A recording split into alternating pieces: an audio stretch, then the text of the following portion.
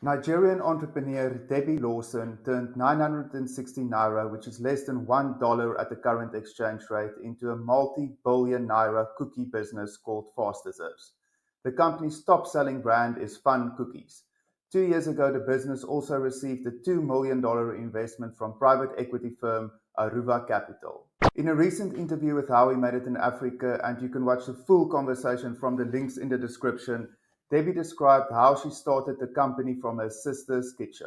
Before we listen to the clip, if you are an entrepreneur in Africa, I encourage you to apply for the 2025 Africa's Business Heroes competition to stand a chance of winning your share of 1.5 million in prize money. There's also a link to this in the description. Okay, enough with that. Let's listen to a clip of how Debbie Lawson started her cookie empire. So my name is Debby Lawson. Um, I love to delight people with food. As in, I always say it over and over again that if I host a guest, even though you don't remember our conversations, I always love the food to be memorable. As in, years to come, you're still talking about the food you ate at Debbie's place. So I think that's my passion, and that was what led me to learning pastries and how to bake cookies and cake while I was in school. We had a short strike in school then. And so I had to go learn it because I didn't want to just have the conventional meals. I wanted to do varieties on the table where people could pick, different varieties. And so I learned how to bake cookies, cake, pastries at that time. But I didn't really want it for business. I just wanted it for pleasure, gifting people during Christmas seasons, festive seasons, just make people feel happy.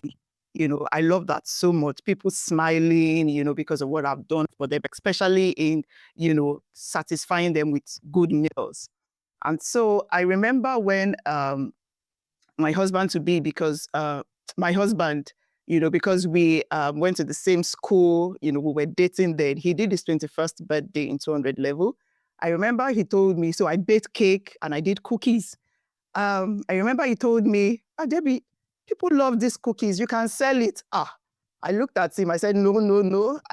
I'm not going to trade my 6 years in school just to sell cookie, because at that time, I thought trading was more for unlearned people that do it. Because when I go to the market and I see people selling, trading, my mind is, oh, this people didn't really go to school. I thought schooling was more for, the career people. You want to be an executive, you just want to grow in your career. So that was where my mind was. I wanted to work in the bank, in the oil company. I wanted to earn good money, then. So I thought trading was just more for, the people that didn't really go to school. So I said, no, no, no, I'm not going to sell cookies with my 5-year certificate, in electronics and computer engineering.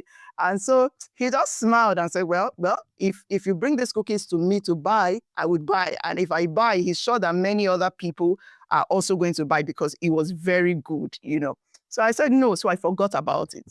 So when I finished service, I started applying to different companies for job while I was waiting at home. But there seemed to be no response, quick response, But my boss, where I learned how to bake, is not so far from my house.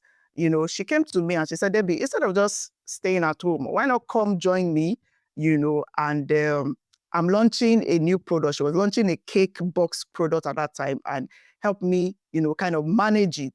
So I was so excited because, this is what I love to do. So it wasn't far from my house, there was nothing, and she was going to pay me. So I was so excited. I said, oh God, I'm in for it. So I started, instead of sitting at home, right, I started the work. And when I got there, I handled so many roles. So I was the production manager, I was the procurement, I was the HR. I didn't even know I had that capacity, but she was giving me these roles. I don't even know what she saw in me, but I remember I did that work with the whole of my heart. And that's what I always love to encourage people, no matter where you find yourself, put your best in it because you really never can tell. So I was the marketing manager because I remember we'll go out together to market in these shops, but I didn't know it was like a grooming period for me because of what, was ahead of me. I didn't, but I was just happy. I was doing my work. I was even the HR because I was interviewing people. When people came, maybe because I was the manager anyway. So I was like the most senior person, a graduate. All the other people she had were not, graduates. So she put a lot of responsibility, on me, and I was excited about it. So I worked there for about I think 2 months. Then there was a particular day we had an order because she also does cookies, but not commercial, for maybe parties, weddings. So there was an order that came, an urgent order, and we were meant to deliver the next day. So so she said we are going to do all night. Well, it was fine by me. I didn't have any problem. When I'm doing cooking, you can wake me in the middle of the night, I'm fine. So we were packing the cookies at night, and something in me just said, Debbie, you can sell these cookies, oh. You can give it to your sister, to take it to the office, because my sister was selling chin chin for my cousin at that time. She would take my cousin's chin chin to the office and sell. So he said, you can give your sister these cookies to take to, I ignored that voice. I said, no, no, no, no, no. So while we finished, that day I went home. 2 weeks later, my sister came and she said, Debbie, somebody brought cookies to the office and nobody liked it. Everybody said, no, this cookies is not good. So I helped you market. I told them that, my sister does very, very nice, good cookies. And so the woman said, okay, bring it, let's see. So she now told me, okay, I've done my own part. If you bring it, I'll take it. So that was what now prompted me, to say, okay, let me try and give her some packs. So I remember I went to the market with 1,000 naira, and I bought all my materials, and I came back with 40 naira. So I always say that Fastizers started with 960 naira. And so, of course, I didn't have oven and I didn't have anything there. So I had to bake in the bakery where I was working. I had to package everything there. And I gave her, by the next day, I gave her 20 packs. And I told her to give the woman that would sell 1 pack. So and there was no stick, there was no name. It was just plain nylon. And by 12, the lady called and said, that is finished. Can I bring more? The place was a bit far on the island. I said, I can't bring more today, but I have some packs remained. I will give it to my sister tomorrow. So she said, okay. So by the next day, I can't really remember. I think I had 50 left. I gave it to her. And that was why every day kept on asking 50 packs. Later, they increased it to 100. There was no sticker. And they were buying it and buying it. So I looked at myself and I said, well, if people can buy this thing without sticker, without a name, yes. What if I put a name? This one is because, okay, they know me, they know someone, and they're buying it. So what if I put a sticker on it? I could reach more people. So that was only okay. It started making sense. I said, okay, what will I even name the product? I said, I love people to enjoy what they're eating. So fun. That was where the fun came from. So when you're enjoying it, you're having fun, while eating the product. And that was how I named it Fun Cookies.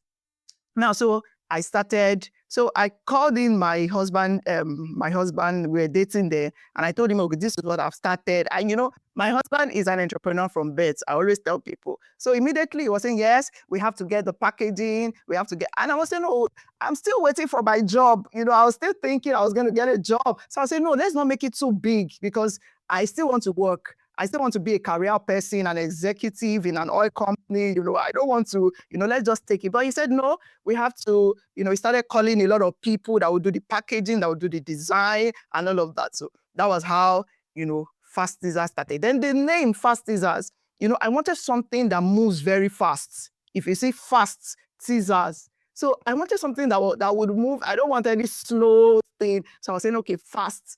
And the fast teaser. So because a lot of people always ask me, how did you come about this name? So I wanted a fast growing company. That was how I named it, Fastizers. And that was how we started, Fastizers, and we started producing. Okay, so from there, like how did the distribution of the cookies evolve? I know there is a very interesting story of how your boyfriend at the time, how to get it into the hands of informal retailers at bus stops and so forth. Yeah, if you can maybe just talk a bit about that. Oh, okay. So I spent about 2.5 months in the bakery, and why was because my boss would not allow you to do any personal work until you're done with our normal operations. And so I was spending late hours, at the bakery, because I had to produce every day, for my sister to take to the that became a bit stressful for me. And I said, oh, it's better for me to go start my own business, So I told her, and that was how I left. And so I remember then that I had to buy a small mixer. My husband gave me some money. We had to buy a small mixer, a small oven, So I now started in my sister's small kitchen, and we started distributing. We went to, and funny enough, unfortunately, the stores I was going for the cake, to market, so I just went there, and because they know me, or the response was very fast. Oh, you were bringing cake before. Okay, you can bring the cookies. And when I take the cookies there, sometimes even before I get to my house, they will call me, it has finished. Oh, it has finished. Okay. So it was really, really fast moving. People really enjoyed the product. So my husband came and he said, I told you he's an entrepreneur. He said, Debbie, these stores, because we're just going to stores around us, he said these stores, he feels that we need to expand. And I was wondering, we are moving too fast. He said, no, we need to expand. And so we planned that we are meant to go on a marketing, on a particular Saturday. So when he came, I was doing a lot of things. I was still baking, I was still packing. I had not gotten the staff then. And so he waited and waited and waited for us to go marketing, but I was doing so much. So it was like he got angry and he said, okay, Debbie, just give me 12 packs. Let me go do the marketing myself. So he left. So while he went, what he told me was that, so he went to some stores around and they kind of rejected him. Some, he didn't meet their bosses, they were not around, some, so he kind of got discouraged. But because, he had told me that I want to go and market, and all of that. So he said he couldn't call me back to say, oh, I didn't sell anything. I didn't see any customer. So while he was going at the bus stop, he was about to take a bus. So he met these truck pushers at the bus stop that sell, in Nigeria, they sell gala, there's ice cream, fun ice. So he approached one of them and said, oh, I have this product. It's really nice. I'm going to drop it with you. Don't pay me, just, sell it. And if it does well, when you finish selling, then you pay. So the man there was nothing for him to lose. 6 bags, I'm not paying you, I'm not losing anything. So the man said, okay. So he collected the first man's number. So he went to the second person and did the same thing, gave the person 6. So when he got to the third person, so while he was, kind of marketing the product, somebody came and bought 1 pack. So I think the retailer was kind of excited as new product, somebody's already buying it. So that was the only person that gave him, that paid him that day. So he was excited. And when he got to him, he said, oh, Debbie, I told you. I sold everything and I collected numbers. And so he gave me their numbers. I said, okay, I've done my own part. So you continue with the follow-up. So that was on a Saturday. By Monday morning, I was excited to call. So I woke up, I did some work, and I called the first person. The first person said, madam, we have finished this product. Sorry, let me use our Nigerian pidgin. Madam, we don't finish this potato. That Saturday when you bring up, now in the thing finish. So bring more.